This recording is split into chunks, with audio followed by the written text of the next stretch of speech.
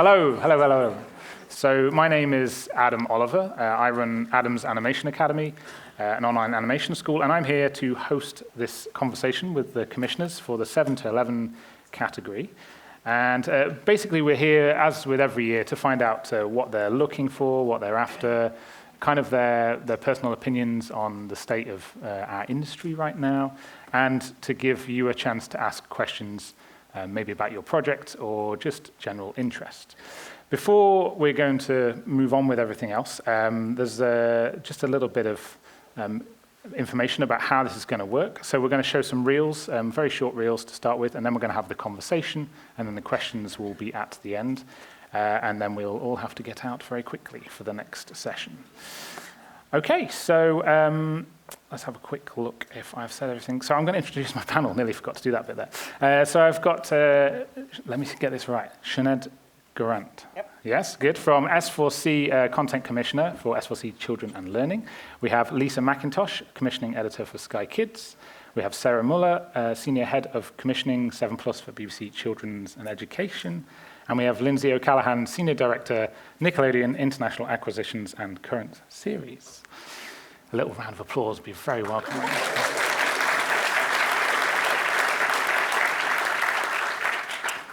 Okay, so without any further ado, can we roll the reels, please? Hey guys, anak Ibarra! Let's go. Oh,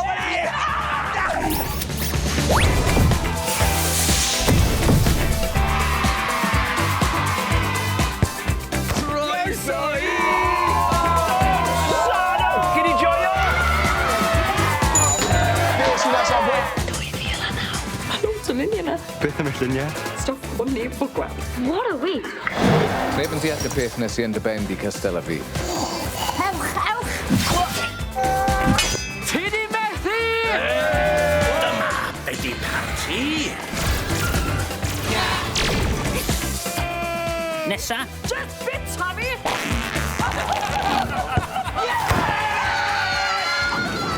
Rhan y brasio! Gwych! Wel, dyna ni. Brilliant!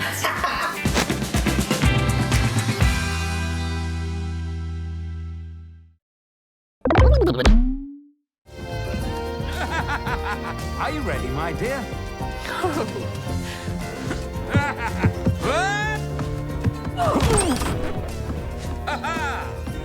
Can I have a pet?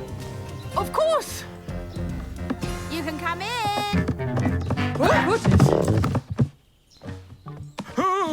In this special programme, we investigate what it's like to be a disabled child in the UK.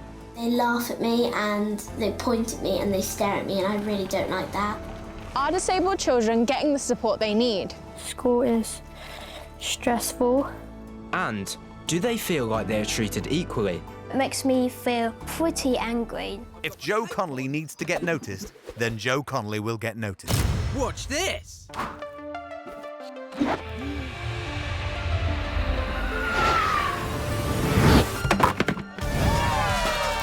What an amazing shot! That was so cool! We'll call you Bullseye! Bullseye! Bullseye! Bullseye! Nickname attempt 1. Bullseye.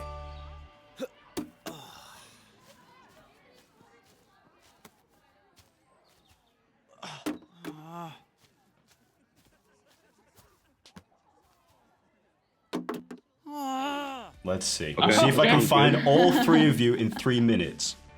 On your mark, man. All right. 3, 2, 1, go. 1, 2. Hey, what? Hey, no, wait. What are you doing? No, what? Are you putting him in a hole? Why are you putting me in a hole? Wait, no. You can't see anything. No. No, we know you can't see anything. Oh, that. Oh. Tony, that flies back. Oh, swat him like. Mind a bit easy. You're right, cockers! Who's there? I get so fascinated in this old sound. I keep on seeing faces when no one is around. And I know Go, Chuck! Oh, he was dead. that I'm playing with fire. I hear alone on my own. I get so I'm autistic. It's just a part of who I am. Alarm the chief of police! My hands just start reacting. Am I under your spell? So let's go. The cause is real. I wanna go where the moon doesn't glow. I'm ready. Can't help it, I just cannot help All right, that'll do. myself. You get it before our feet get buried tonight. Well, that's fine, 'cause maybe we can dance you back to life.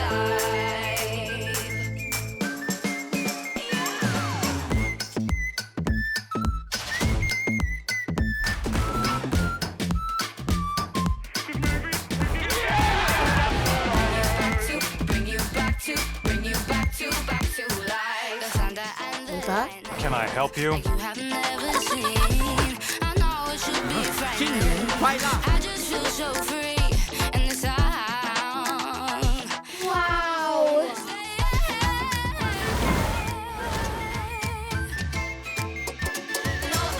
Can't help it, I just cannot help myself. Your Royal Highness, Get the key message for Earthshot is about hope and optimism. it tonight. Well, that's Your very own green badge. I'll wear that with pride on the other side here. I don't like heights. I need the toilet. No, I don't anymore. We are totally alive.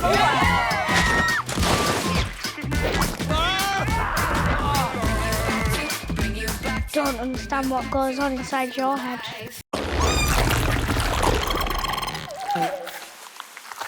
It's time to free our minds. I'm already uncomfortable.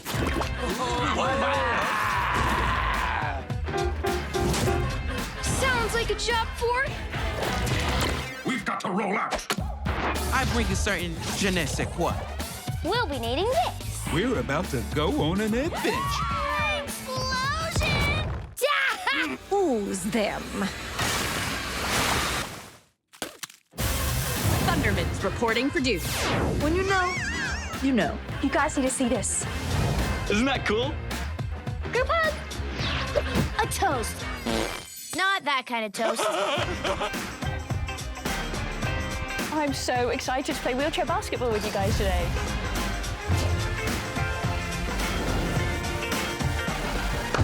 Let me finish. Ah, it's good to be home.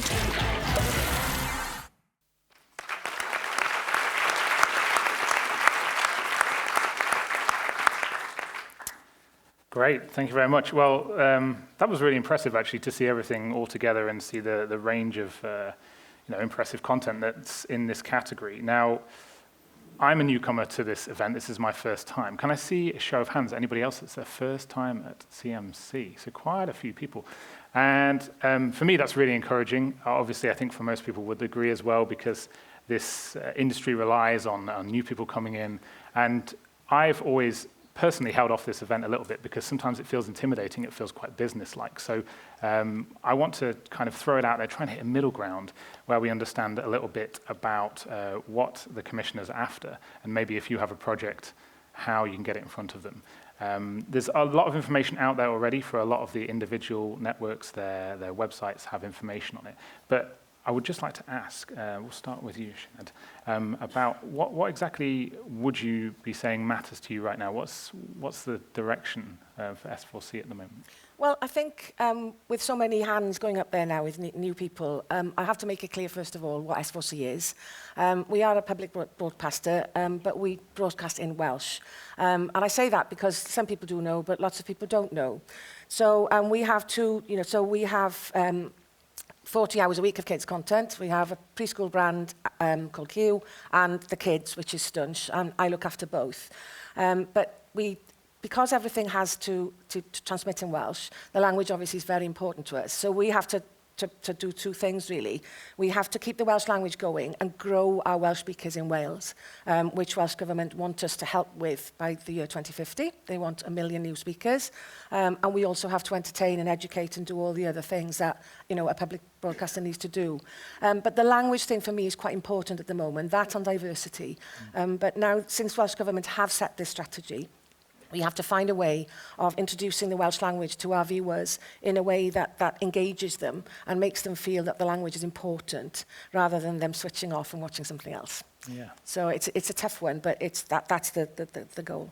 Great, okay. And I imagine this is going to differ slightly to Lisa's answer about what matters to Sky Kids right now, and what's the sort of direction that you're aiming for, what's the kind of content you're seeking? Sure, and I'll give a kind of brief intro for Sky Kids as well for the people in the room.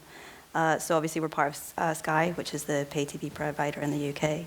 We're part of a kids pack. We have partner channels from Nickelodeon and from Warner that we carry as part of the kids pack. We also have our own channel, which is for 7 and under, with a focus on preschool. We also commission up to 10. So this is obviously why we're here today. But that sits on demand, so we have an on-demand offering as well. And we also have 50 plus, actually as of next week it'll be 60 plus games on platforms, so we commission original games as well. And I think what's important for us, for this age demo particularly, is finding the formats that work for them in this kind of new media landscape, and not trying to fit in what they see as legitimate entertainment in their own way into a TV agenda. Yeah. So anything that kind of breaks that genre is really interesting to us. Okay, that's really interesting, especially the note on gaming and non-traditional ways of consuming, I guess, media. I know we've been talking about it for a while now, but I think with a slight squeeze on industry, especially last year, that question is going to come up next, but how that is maybe accelerating in certain areas, the ways that networks are looking for, and platforms are looking for new content, and how they're going to figure it out. How about you, Sarah? I'm good, thank you. Can you hear me okay? Good. So a little bit about BBC Children's. I represent the 7+ audience, so that's the CBBC channel, and then services for older kids moving into iPlayer and increasingly working into the child's way into family, because that's something we're very interested in. I think important for us at the moment are messages of hope and kindness. We've seen a real sea change in the audience, and I think for the young that has to be as a result of COVID and being at home for an amount of years, and just a difference in how they want to access content and the type of content, so that's always paramount. Also very important for us is sustainability and the environment, but finding a way to tell those stories so they aren't so bleak that it's almost impossible for the audience to access them. So that's very important for us. The other thing that we work very hard at BBC Kids is diversity and inclusion. We've done a pretty good job in front of camera of colourblind casting, of making sure we find different stories that reflect everybody in modern Britain and making sure they're there. But now I think we're looking very much at a journey we need to take around behind camera and encouraging people to see that there is a career in our fabulous, often quoted, very successful media interest. But they're just the big headlines for now. Great, okay. And how about you, Lindsay? Hi everyone, welcome to all the first timers. So I'm sure many of you are fully aware of what Nickelodeon is. We are a comedy first kids brand. We've been broadcasting in the UK for over 30 years. It was our 30th birthday last year, and it's SpongeBob's 25th this year, hence the balloons. We bring the party. But what we're always looking for is content that's going to make children laugh. I think for all the first timers and for those who have been in the industry a while, it's important to create what you bring to all of us and look at our brands and watch them and know what we're looking for. For example, Nick's kind of brand of comedy is laughing with, not laughing at. So although SpongeBob and Patrick are really silly, you're laughing with them, you're not laughing at them. It's not that kind of someone slipping over and then you laugh, although that can be funny. But that's what we're looking for. Kids' point of view always, if there are adult lead characters, they kind of bring to it a childlike way about them. In terms of durations, in the 7 to 11 space, it's 7 or 11 minutes in animation and 11 or 22 in the older space. We're finding kids' attention spans, we look at them as like meerkats, because as much as they'll be watching a TV, they'll be on their phone or on their iPad playing Roblox at the same time. So longer durations, for example, if you've got a 22-minute animation, is probably not going to work for us, to be totally honest, because it just won't have the gag rate and the pace that we're looking for to keep those kids engaged and buying into the stakes throughout. Okay, great. Yeah, thank you. Very interesting. And good shoehorning of the intros. I know we've had a little shuffle around with this. So yeah, it's really good to have a panel with such variety in it as well. And I think it will nicely lead onto the next level of questions, which for me is, we did a little, as prep for this, some quick facts about each of the panel and what or the commissioners and what they're looking for, and kind of the bit of information for me to know. And one of the things that for me as a newcomer that struck me was the lead time, the response time. So say you're putting an idea forward, what we're looking at, there's 3 months, there's 4 months, there's 5 months in here just to get back to you on your initial idea. I think some people that might be totally fine and you understand this is how it works, but for other people who maybe it's their first time putting an idea forward, that might seem an awfully long time to wait for a response. So has that changed recently? Has it become more competitive? Are there more ideas? Has the lead time extended? And are you still commissioning new ideas? Let's go with Lindsay. We'll come down this way this time. Yeah. We are totally open for business. We're always looking for great ideas. We're looking for known IPs or the ideas that are strong enough to be the known IPs of the future.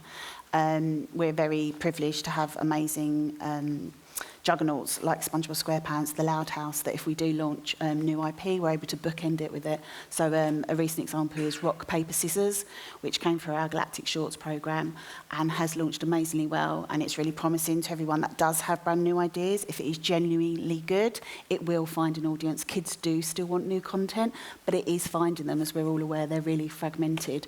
In terms of turnaround time, we were the 3-month plus people on your list. Yeah. It does take us a long time. From Nick International's point of view, there's 4 of us on our team. We're working on current productions, we're doing deals, and we're also reviewing pitches, of which we get over 1,000 a year. We do get back to everyone. It can take time, but we do also get back to people with feedback. So if it's not right for us, you'll know why, and you'll know for next time when you bring us something what will hit the mark and what will get a positive response from us. If you want a simple no, that's a lot easier because it's just looking at it and saying it. But if you do want feedback, it's worth the wait sometimes to learn as you get it. And I would say that all the feedback comes from a positive place, and as a creator, it's up to you whether you take it or not, but always learn from it and know who you're pitching to. So don't come to us with kind of factual content, because unfortunately that's not what we're looking for. But yes, so I do apologise if there are people in the room currently waiting for feedback. It will come, but it does take time, and it will have constructive comments back when it does. Yeah, that's really interesting. And also I wanted to add on to that as I was thinking, is it still the best way to get a pitch or a project across via email? Is it, obviously here you can see you in the bar and say, hey Lindsay, I'll get you a bottle of wine. Will you listen to my pitch for half an hour? What's the best way? Well, direction? There's amazing things like at the CMC yesterday. Many of us were on the International Global Exchange every 15-minute pitches. That's a great way to kind of connect and make connections. There's also the speed pitching after this. Again, if you were able to get your name down in time, that's a good way. But also, yes, send it in via email.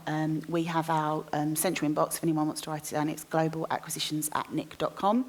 And everything in there does get logged. And it is reviewed kind of in a as timely manner as it can be, and in the order it came in. Around times like markets, Annecy, MIP, Kids Screen, the lead times do go up because we just have the volume of pitches is immense. Yeah. Okay, thank you. And Sarah? Okay, so I did used to be a producer. I ran a small indie, so I do get it. And we've always tried to adjust how we work around the expectations and the need for quick answers. But having said that, we work across all genres. Whatever the BBC does for its adult audience, we do for children. So we do scripted, animation, comedy, factual, news, sport. So there's a lot of entry points for you. Yes, it takes quite a while to get through the system. I'm going to have to put my hand up because we get a lot more. We can have 20,000. It's not a competition, Sarah. No, it is. It absolutely is. Quality rather than quantity. And what we will all have noticed is, as some of our colleagues in other sectors of the children's provision, media provision industry, have stepped back momentarily from potentially investing in the same way, we've got double to triple the ideas coming in now because there are so few outlets for them. So that actually has had a bit of a knock-on effect. Okay. I would ask you all to look really carefully at what you're putting in and make sure you're absolutely as happy as you can be with it, and you've thought about your touch points, about how it's going to work for all of us, because you stand a much better chance of getting it to the top of the pile if it stands out and really looks like it works with us. But we will try to get back to you, and we do feel that it's best to give proper feedback, which means it does have to be reviewed correctly, either as a single point through the submissions team or then going on to the wider groups who will sit down in all of the genres and look at the ideas that have come in and discuss. So you will or should get robust feedback. Great, thank you. So far, if you're here, you're already skipping the queue slightly of the massive emails that you might have to wait. And don't put it in too early, because I'm assuming you go to the bottom of the pile. If it gets discarded, you've got to start again. You don't get, oh, I've revised my pitch. You know, it's you've got to start again. Also, it's attention to detail. Sometimes you'll get a covering email that say, I think this would be great for Disney. It's like, that's good. Yeah. Honestly, it really is. Just check things and check them again. Great. How about you, Lisa and Yeah. Spy Kids? Well, first of all, yes, we are very much still commissioning. Yesterday, we just announced 3 new commissions, 3 recommissions. Very active in that space. Very happy to say that Let's Game, the clip you saw, season 4, has just been greenlit. It's going into production. You can reach us at skykids@sky.uk. That's our submissions email. We are a very small team. I think most of them are here at CMC. So feel free to say hello. But that does mean whenever we are attending things like this internationally, nationally, it's quite a busy schedule. We run shows at the same time, and there's a lot of kind of corporate management, let's say, that takes up your day too. So we might take a little while. I think it's usually around 3 to 4 months that we say for responses. But we do have a team that, or not a team, sorry, a very wonderful team assistant who tracks our incoming submissions and organizes everything so that everything that's sent in is logged and it will be looked at. So rest assured that will happen. Great. How about you, Shannon? Well, thankfully, everybody on the planet doesn't speak Welsh. So I don't get 20 million pitches. But I do get a lot of pitches. And like Sarah, I'm finding that things have changed since other people are not commissioning. And people do pitch in. We are still commissioning. And we have done, and we still will do. Now, I work with a set pot of money annually. And that's all I've got. And I have to make all the hours that I have fit within that amount of money. So I tend to commission once a year, and that's in the summer. And then the conversations start with me. Everything comes to me. There is only me. And then my conversations about ideas start again in September. So it's a rolling thing, really. So people will know straight away. If I know something doesn't fit the schedule, or doesn't fit what I need, or doesn't fit whatever, or is too expensive, then I'll say straight away. And people will know maybe in a day or two. Now, I have to, I'm not sure whether we're like everybody else, but say if I'm dealing with money now from 25-26 financial year, my content paid out of that pot needs to transmit within that year. Oh, yeah. So it's quick turnaround, isn't it? So then, and I work on an annual basis, so it's quite a fast turnaround for me, but thankfully I'm not going wading through thousands and thousands of ideas. But I do ask people to nudge me, because you know sometimes if you've been away or something like this and you come and your inbox is full. Now people might think that you have to speak Welsh to pitch to me. You don't. I accept pitches in any languages as long as I can understand them, but they will need to be produced in Welsh, so you would need to have a Welsh language scriptwriter or producer on board. I commission live action, we commission some drama, but live action unscripted and scripted, and we license animation, and we acquire it. We don't commission animation, but we do license animation and then dub it into Welsh. So obviously when MIP and these things come around, you're inundated with ideas. But yeah, I'm still commissioning, but our pot isn't very big. Yeah. So what I ask people is to be really creative and really think, you know, what we are, look at what we are. We're on iPlayer, we're on our player. You can see the S4C content to gauge the feel of it, and think cleverly with what you want to do. Because, you know, people ask me, well, what's your top whack? Well, my top whack is 30,000 for half an hour, but that's pro rata depending on the duration of the program. So, you know, we ask people to be really creative, but I'm always there to hassle. You can hassle me. Okay. So it's actually then sounds like from when you get through that email point, and if it's been put into the pile and we're interested, and once you get to that, is it you were nodding as well, Sarah, about the same year of trying to get something through? Is that the case, or is it drags a little bit longer? It's the TX year system, but sometimes we have to finance in this year. Right. Because dramas, you can't make a drama. Yeah. A big drama within the year. You're absolutely going to be making it this year for TX next year. So it's the same system. I think all the public service broadcasters probably use it. Okay.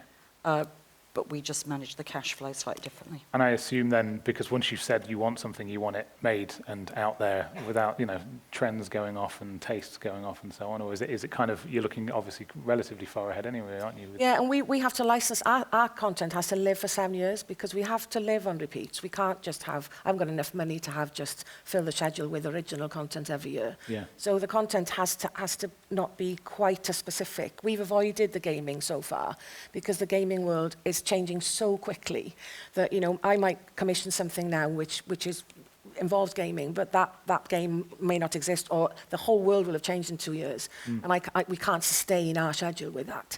Right. We are looking at it, and we have other platforms, but it just that, yeah, we have to look at how long something will live, okay. And how relevant it will be in a certain amount of time. Okay, so to Sky Kids then, with the gaming, how is that negated with Sky? Obviously, you pick a game and it might be the flavour of the month right now, or you look at like the COVID boom of gaming in certain areas, and then they've dropped away, and there's a new thing that everybody's into. How do you get around that? How's that work? So I think there's two approaches to that. One, for the original games that we make, they're made to be evergreen and they're made to be repeatable. So I don't think that's really an issue when it comes to the games that we make for on-platform. Yep. When it comes to the gaming series, obviously you want that to be kind of really relevant and of the moment. But largely, it will be new releases that we use, but it's the gamers themselves. They are very meaningful people to this audience, and they have, we kind of legitimize the relationship that these kids have with gamers. They, watch them in the same way that we used to watch our favorite TV shows, our favorite movie stars. So for them, I think having the right cast of gamers is the most important piece.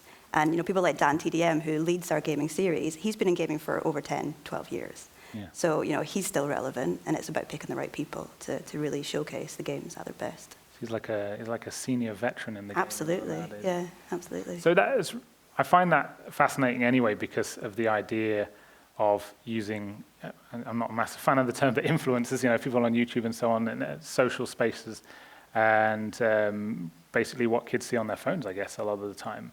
And that's something that's being worked into more traditional deliveries and networks and TV and so on.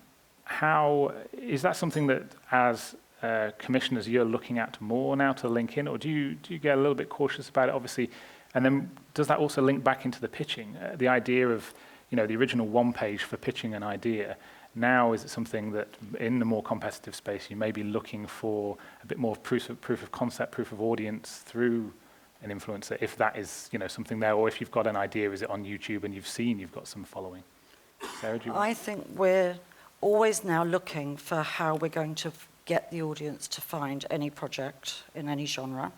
So we're looking for our producers and suppliers to bring in a suggestion, and that can be through talent, it could be through a book, it could be through a pre-existing property.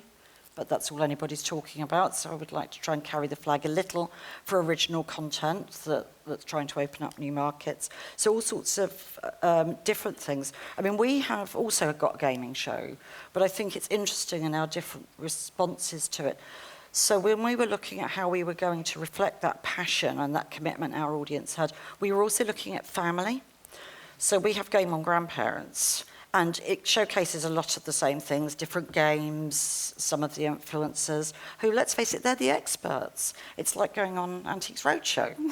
It's, it's no different. These are the people that understand that world and speak authentically about it. So, of course, they're going to be there. But then the children have to enter their grandparents and then teach their grandparents to compete against each other. So it's got that lovely family thing, because grandparents, we know, are very important to our audience. So it was just a slightly different approach. Okay. Anybody else want to chip in? Just briefly to say, I mean, from the aspect of thinking about gaming and TV, it's not one versus the other. Sky's not just a broadcaster, it's a platform. So it's about thinking how you can find different avenues to tell your stories. It's not about necessarily thinking about a game as an afterthought, but as a kind of critical piece to whatever you might bring to us, a different way of exploring characters or narrative. Yeah, the term platform is probably a good one to use, isn't it, nowadays, because it's a more modern descriptor of what you actually do. It's not just one thing, sit down in front of the box. Even iPlayer, which, you know, go back 10 years, was like a revolutionary idea of video on demand in this country. It's now everything, and how can you consume it at every screen? It's all over the place. So that kind of brings me slightly around to another question of just throwing it back a year or two, if anybody's watched one of these recordings from last year, the idea of just assessing, you know, what's different between this time and last year. And we've had challenges with COVID and an industry squeeze. How are you feeling about the industry right now, and what opportunities do you see going forward? Do you feel there's a bit of a pickup going on, and is there any opportunities that you see ahead that you would say to people, maybe look into this, this is what we're after? It doesn't have to be too specific, but who wants to go? I can go? Yeah, go, Sarah. I can go. So obviously the big challenges I think we're all facing is around ambition, shrinking budgets, and how we can continue to engage with an audience that's very sophisticated and has a lot of choice, and that does come through co-productions. There's a very good panel later on. I would recommend you all came to that. And under knowledge of subsidies and tax credits and things that as producers you might not automatically have thought you were coming into the business to work with. You know, it's not naturally a matching skill set. So that's really important. But for me, a thing I've noticed that I'm quite pleased with is public service is still here. Yeah. You know, I know we haven't been quite as exciting, as sexy as other brands that have been available, but we are fairly steady and we're still here. And we're working increasingly with other public services in what I would call other countries a mini network, as it were, of our own, because we all have the same values and interests, and it's quite easy to match them up. So that's certainly something we'll be looking at more, and how we can all work together to most effectively mine taxes and subsidies in different territories, and also bring in different points of view and storytelling. Yeah. Off the back of that, are there any sort of current hurdles, red tape, things that stand in the way of co-productions? Because it seems like when you go into that, it's a complicated thing. It's a second choice for people, but it's now obviously, like you say, the financial squeeze is making people have to look at it. And be experts very quickly. Is there anything that we could do to remove those, what you'd like to see to remove those kind of hurdles a little bit, that we could maybe do as a industry? I guess talk to each other a little bit more would be helpful as well. But yeah, and understand it a bit more. And it's quite complicated, isn't it? Because, you know, it's new to a lot of us. We've fully funded everything that we've done so far, but we can't anymore. Collaboration is the massive keyword for us at the moment. I'm looking at sharing formats and stuff. Now, when you're co-producing stuff in two languages, sometimes it's not cost effective because you're doubling up on everything. So for me, it's thinking what assets can you share to bring those costs down. Because if you're, for instance, doing a drama back to back, well, you're doing it in Welsh and you're doing it in English, you're doubling the cost. But there are ways of doing it, and thinking more cleverly about how we share formats. You know, has somebody had a wow set in studio that's sitting in storage somewhere that might work for me for S4C? If we, you know, it's just lots of different ways. So just of thinking how things work. Yeah, I think and talking to each other. Isn't it? Yeah, absolutely. It's being flexible. I think we're all aware that the days of having things exclusively isn't necessarily the best thing for the audience who are, you know, consuming on all different platforms. I think it's also really good to look at the positives. For example, content can now work much harder by making cut downs of it, compilations on YouTube. Great ideas will always find a place. Sometimes you have to be patient. For example, we can't always make a decision when things come in. We won't have the immediate need. We won't have the budget there at that time. However, we track things, and then when an opportunity crops up, we're like, yes, you've now got your episodes. Something's fallen away, something's been delayed.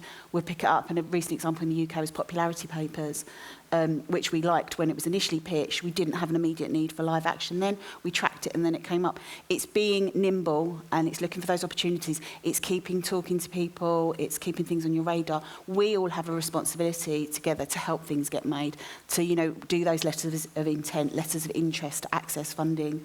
There is so much funding available in various regions, countries. It's accessing that, and we can all support that in various ways and all work together, but it is just playing nicely.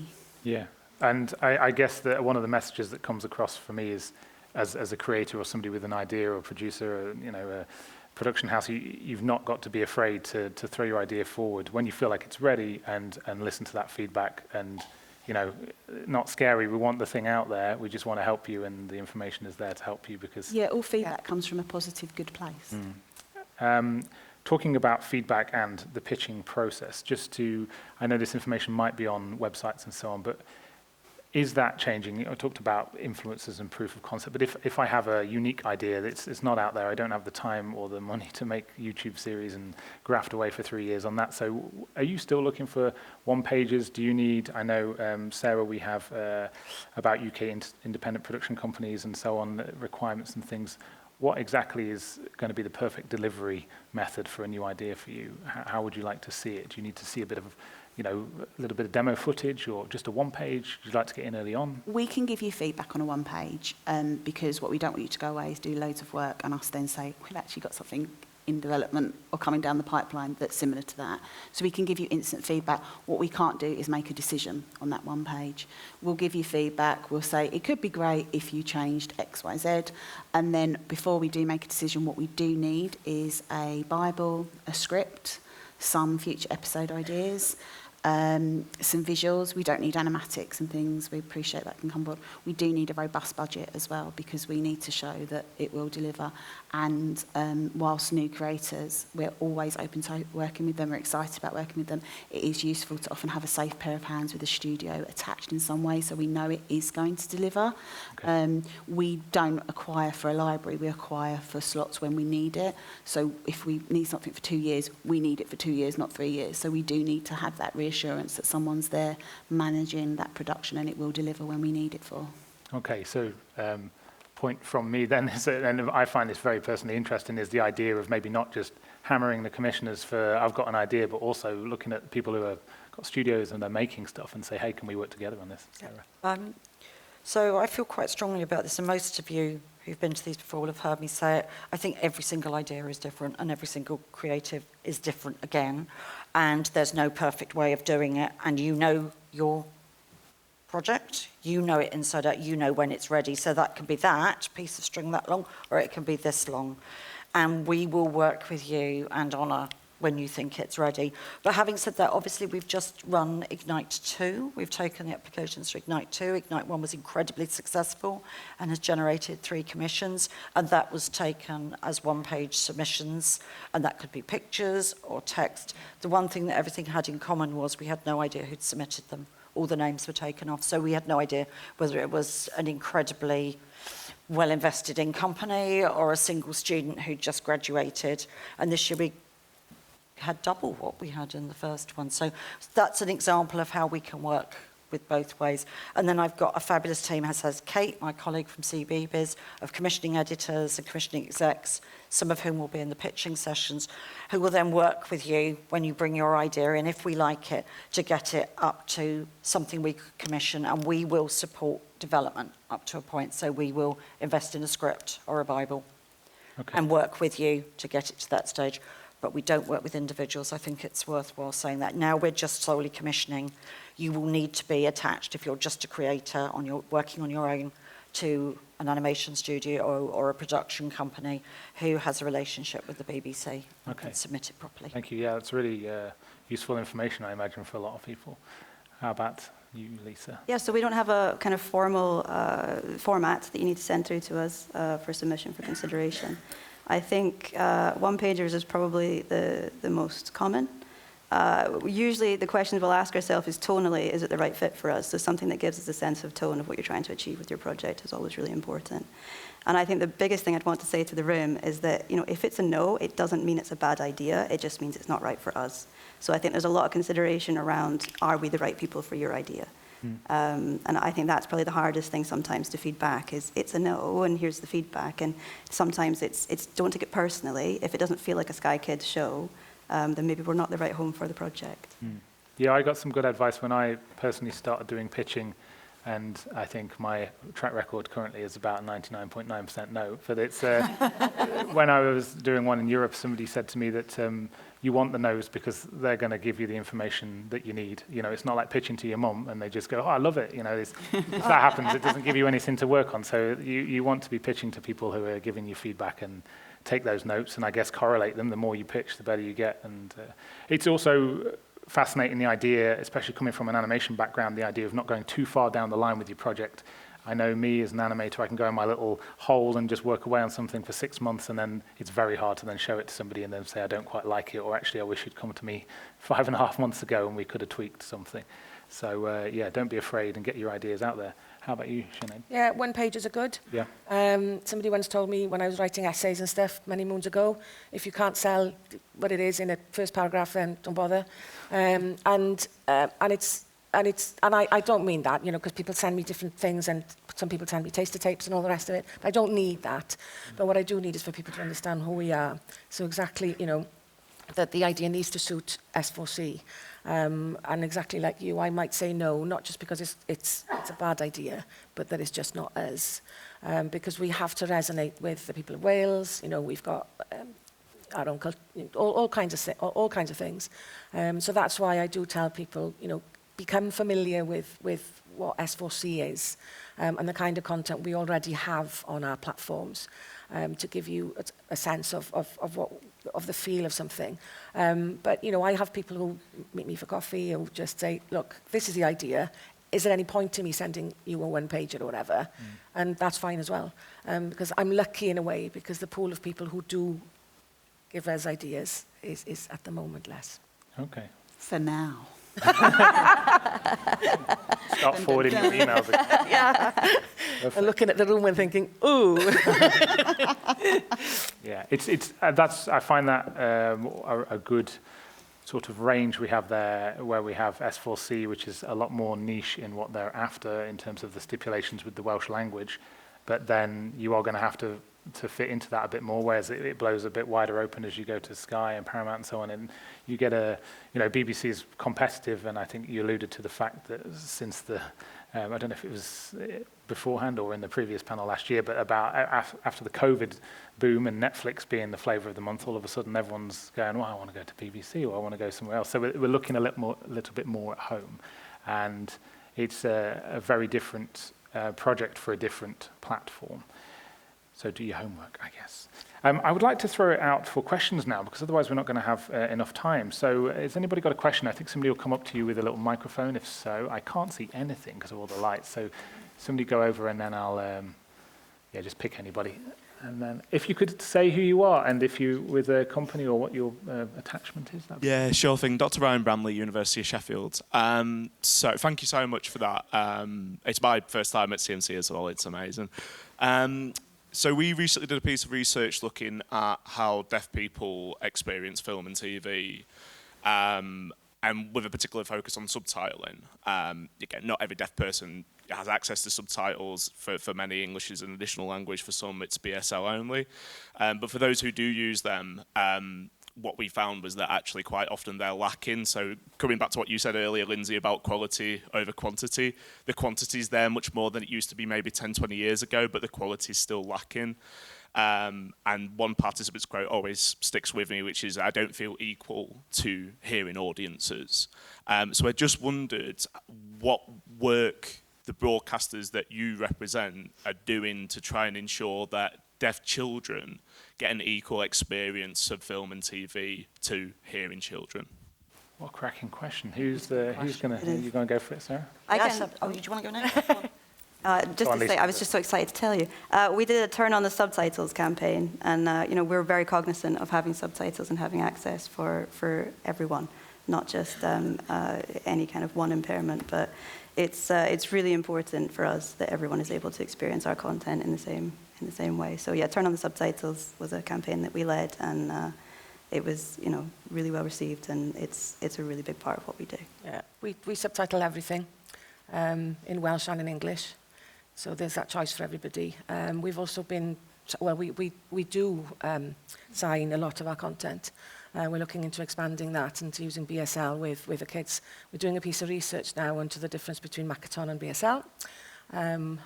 So yeah, it's on the radar, but with regards to subtitling, we subtitle all content. The only thing that we are not allowed to subtitle sometimes is animation, but that's a rights thing more than we want to do it. Okay, we're doing quite a lot in the space, Simon, and actually I'd be very happy to take you through some of it off-grid. I can just talk through some of it now. And we're approaching it different ways, and it's obviously not the hearing and non-hearing communities. It's sighted and not sighted and partially sighted. We're always looking at really organic, holistic ways of including storytelling so it's accessible for everybody. So right now we're working on a drama that absolutely majors on a dance community, a dance troupe that are a deaf dance troupe. I know Kate's got all sorts of things going on. We've got a lovely idea that's come through through Ignite. We've just got all sorts of things, but I'm just so thrilled that people feel that they can bring us things and know that they stand a chance of us developing those. And they're for everybody. This is not specialist content. This is everybody welcome content that everybody will want to watch, but that everybody can enjoy. Yeah, I think that's the correct level. The key thing, isn't it? It's not making it for deaf children. It's making it with deaf children first, but the hearing audience. Inclusive. Yeah, it's entertainment, and that's the end of the thing. It's making sure everybody's involved. I know our new deputy PM is a big proponent for BSL, so hopefully we'll get some awareness. It's really good to hear Sky doing, putting exposure out there, because that's the only way how things change, isn't it? So. Yeah, and I think I haven't seen the recent stats, but I know I think the last ones I saw, we were at 100% subtitled for Nick. So it is something we're really passionate about. Also, audio description in the other kind of forum is something we look at too. Representation is super important. We've just, to coincide with the Paralympics and SpongeBob's birthday, we've done Play Like a Sponge, which is highlighting, as you do, children are meeting Paralympians, learning about wheelchair basketball, taekwondo, etc. It's amazing. And I think I read something, because I'm a mum of a special needs child, that if children see disability before the age of 5, they don't actually see it as a disability. It's just regular. And I think that's so important, because my daughter doesn't see my son really as anything different, and nor do her friends who have grown up with him. So I think it's really important to have that on screen and to let them access content in the same way that a typical child would. Yeah. Great. I have a young son, and so it's now my excuse to watch loads of TV for kids. And I haven't watched that for a long time, and I'm impressed by, I know there's a lot of work to do, but just the inclusivity that's starting to come out now from platforms. So let's keep up the good work, and maybe you two can talk a little bit later on. Absolutely. Another question from somebody, if I can see. Emma Hardy from Ardman. Oh, hi. I'm just really interested, you've alluded to the sort of increasing sophistication of this audience, and it's sort of the ageing up trend is something we're seeing as that sophistication increases. I'm just interested editorially how you're experiencing that, and if you're sort of adjusting to address it, and if so, how? I can always say something. know me. Sarah always gives me this look like... go on and say it. I would like to phrase it slightly differently, Emma, to be honest. I think quite small children have always been capable of consuming really sophisticated storytelling and really understanding motivations and character journeys. I just don't think we did it. And I think that's more what we're addressing. I think we've all arrived at the same point. I think we're much braver in how we tell children's stories. I think what is interesting is how irrevocably certain types of storytelling, the format of it has changed. We all know, I know, that my husband won't watch anything for over a minute that doesn't really hook him from the beginning. So why would that be any different for kids? So now we're looking at how we just subtly turn our storytelling on its head so that there's something there right at the beginning to keep the attention, or they're gone and they're not coming back.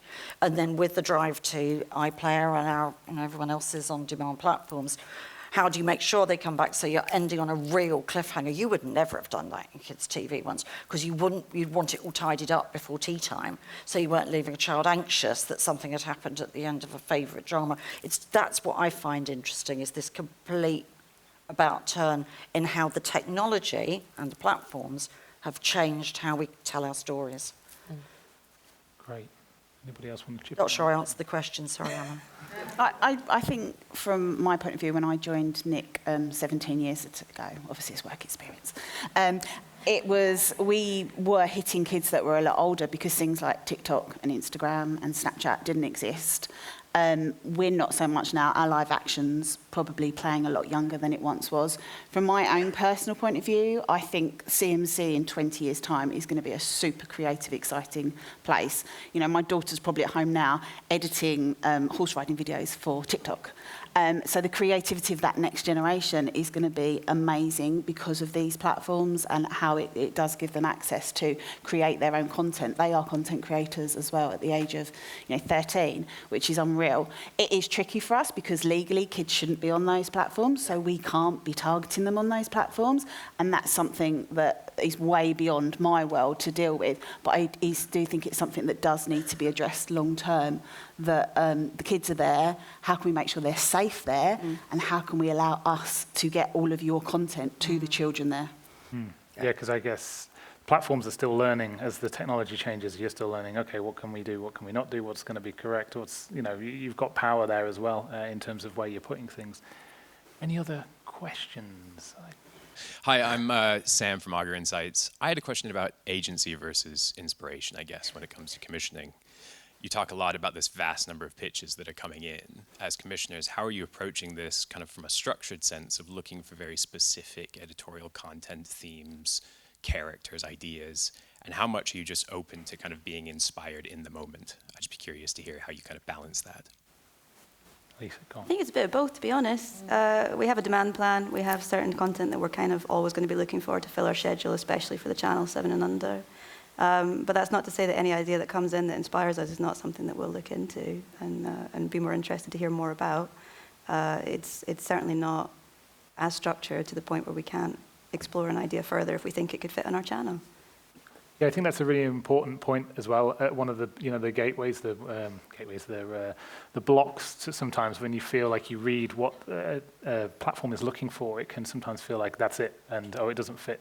And if it's kind of in the region, maybe it's worth working on it and then going, okay, here's idea first, and then maybe platform second, and you can have the conversation, and they might say, hey, do you know what? This is actually, we're moving our target from this year to this year. We're actually looking for this now. So yeah.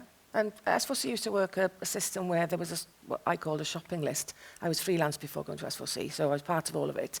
But that made you feel a little bit too confined because you would just focusing your mind on that shopping list and on the what you thought somebody wanted.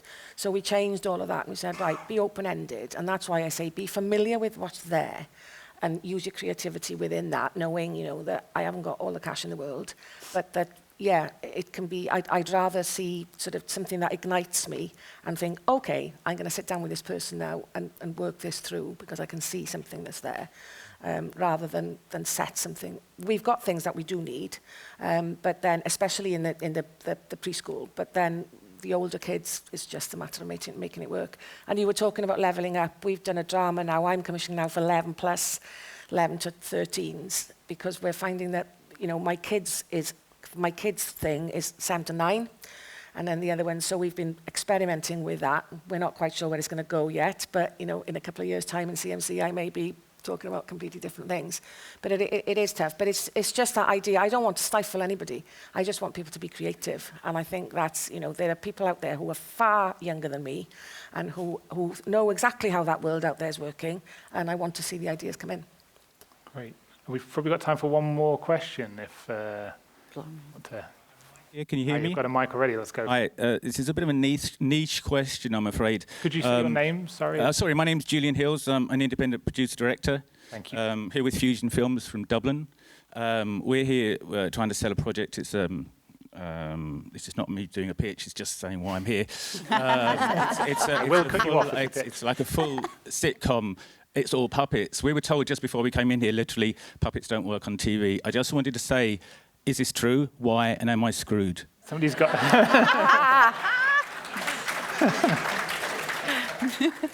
I said that. I don't know. I've got lots of puppets. Saboteur somewhere. I've got lots of puppets on S4C. They're all the rage in Wales at the moment, so bring it on. It's not true. Everybody loves puppets. Justice for puppets. Yeah. Justice for puppets. Okay, I'm going to call it there because I've got a red light at me which tells me we are at the end of the session. I just wanted to thank my panel, if you give them a round of applause for